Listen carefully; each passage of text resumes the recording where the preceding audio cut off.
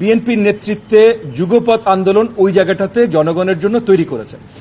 বাংলাদেশের মানুষ তার সাংবিধানিক গণতান্ত্রিক রাজনৈতিক অধিকার ফিরে পাবে। আমরা সবাই অপেক্ষা করছি একটি বাংলাদেশে জনগণের ভোটে নির্বাচিত সরকার, সংসদ, যেটা জনগণের কাছে দায়বদ্ধ থাকবে, যার মাধ্যমে বাংলাদেশে আগামী দিনে গণতন্ত্র প্রাতিষ্ঠানিক রূপ পাবে।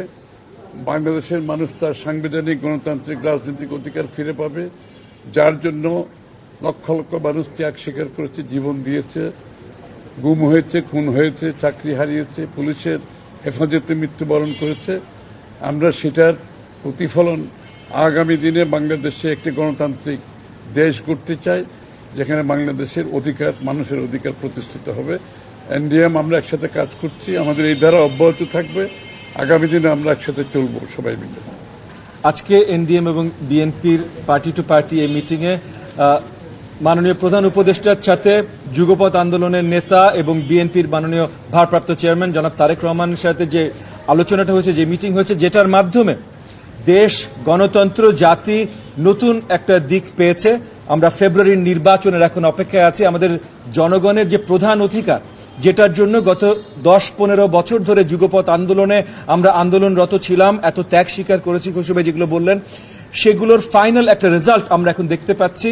কারণ বিএনপির নেতৃত্বে যুগপৎ আন্দোলন ওই জায়গাটাতে জনগণের জন্য তৈরি করেছে।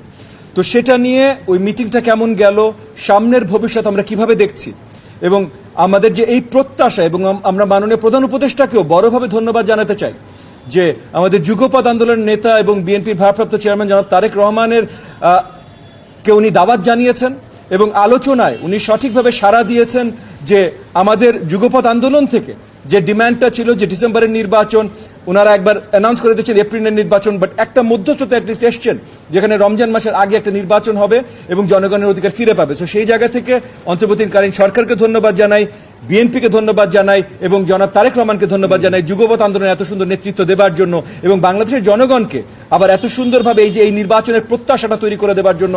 এখন আমরা নির্বাচনের অপেক্ষায়, বাকি সব কাজ আমরা যেটাই করব একত্রিতভাবে করব।